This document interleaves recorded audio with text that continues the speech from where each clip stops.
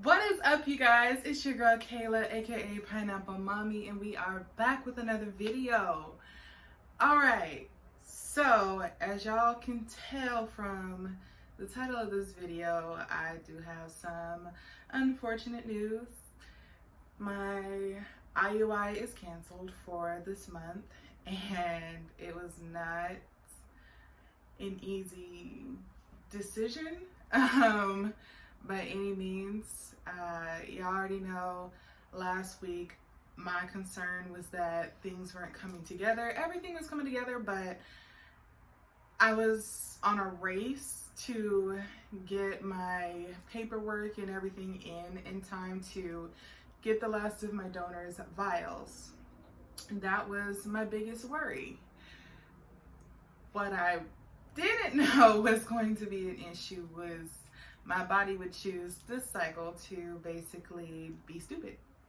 And I'm not saying, I hate my body or, it's stupid or whatever. It's just my body decided, you know what? Hey, we're going to act up this week. We're going to act up this cycle.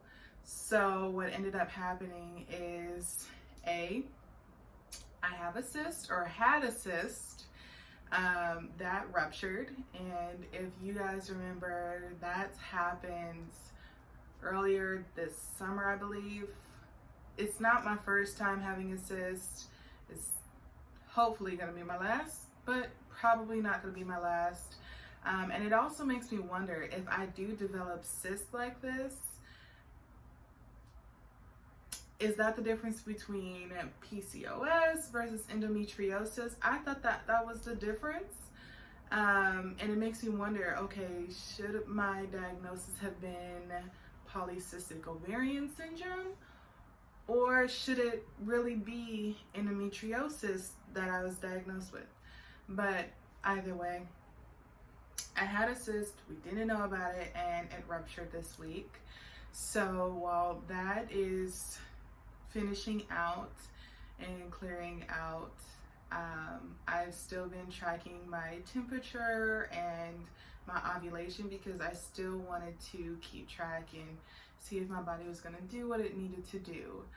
I don't know if this is due to my cyst rupturing or if it's due to acupuncture or my body just being weird. I know the last time my cyst rupture, I still had a positive ovulation. This time, today is Saturday, I should have had my positive OPK, still nothing. So it makes me wonder, is that what threw it off? I haven't ovulated yet, and I should have had a positive OPK by now.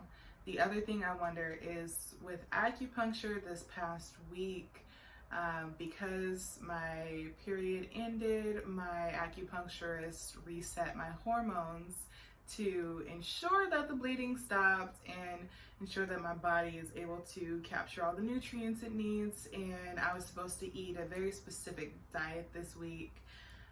So I don't know if the resetting of my hormones maybe stopped my ovulation from happening, or I don't know if it's the cyst. I don't know if it's just my body would not have done what it was supposed to do regardless. But yeah, nature is basically just kind of putting the brakes on my uterus this week. I don't understand what's going on. But with that being said, my midwife is aware, my acupuncturist is aware, and that means, we just slightly readjust our plans. Right now, I'm expected still to ovulate again December 18th. So I'm going to be keeping track of everything when my period does come back. And well, I'm still keeping track of everything to date. But when my period does come back, I'm going to be looking at that as well and just counting down, because I typically ovulate on day 13 of my cycle. So I am going to be looking at that and making sure that everything is still going well. And we're just going to shoot for December 18th at this point.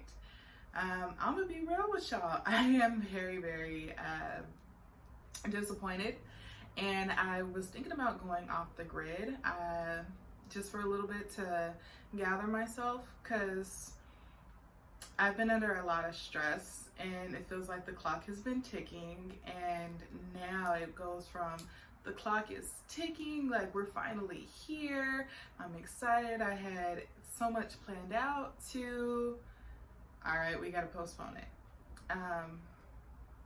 But right now I have a voice reminding myself that originally when I started this IUI journey, when I decided that I was going to push forward and go through with this, my original start date was going to be December of this year.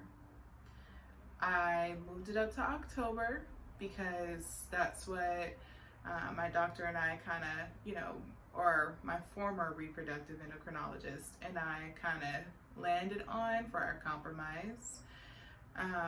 So I got my heart set on October, but I was looking at the time that my graduate program, my practicum, my exams, and my due date was lining up. Should I be successful my first round in October? And I just did not want to risk putting that stress on myself of taking all these exams and, something happening, I give birth and miss my exams. I really want to be able to enjoy my last month of pregnancy. I want to enjoy all of my pregnancy. So I decided, okay, we'll push it back 1 month. That's all I was doing. It sucked, but I knew it was for the right reasons. It would give me another month of a buffer to do everything that I needed to do. And here we are in November, and it seems that we're pushing it back to December. December is the goal. December is where we're at right now, and I pray that I never have to push my IUI back again, because I really do want to go through with it. I really want to be able to be pregnant and have my baby and start my family. I don't want to continue to just wait. So yeah, that's where we're at right now. Hopefully we're successful in December.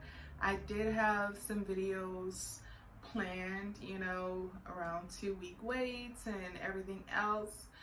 But since that's not going to be happening right now, I'm just gonna go ahead and take the few videos that I did have planned for later on and just bring them forward, so that I'm still giving y'all information and we're still progressing, and it doesn't feel like we're just kind of sitting here on the channel just waiting.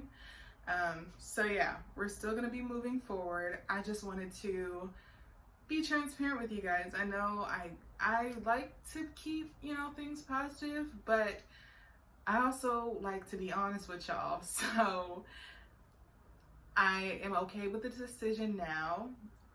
Mostly, I'm okay with the decision. It is what it is at the end of the day. And it doesn't mean I'm not gonna have a baby. It doesn't mean everything's gonna stop. It just means I have to wait 4 more weeks. And as long as I remember it's just 4 more weeks, that's fine. And it gives me even more time down the road to relax after graduate school, after practicum and everything, and just enjoy the last of my pregnancy. So I'm trying to keep myself positive, thinking about the reality of everything, but also thinking about the good things that are coming out of it. And yeah, that's just kind of where we're at. I am getting a lot of questions lately about how the donor picking process is, and basically people wanting me to go more in depth. So if that's something that y'all want, go ahead and let me down below if you guys have any questions, because I am going to be going more in depth about it.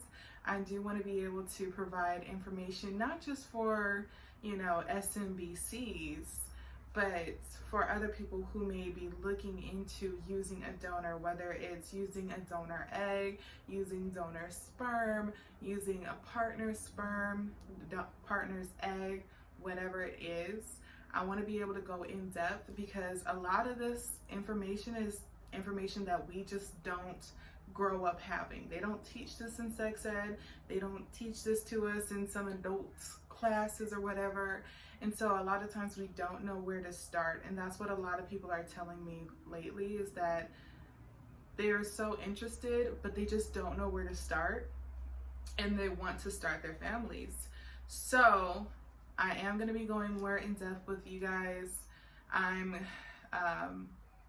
actually haven't checked my email to see what the sperm bank has said about my donor, because I've personally just kind of been avoiding it because I'm afraid that they're going to tell me his last couple of vials are gone. But if that is the case, it is what it is. At the end of the day, this is number 4. So if I have to choose donor number 5 at this point, we're going to go ahead and do it. And I will go ahead and try to take you guys along with me so you guys can see what it looks like, what I do to find my donor, how I screen things, and give you guys basically that almost firsthand visual or perspective of what it's really like.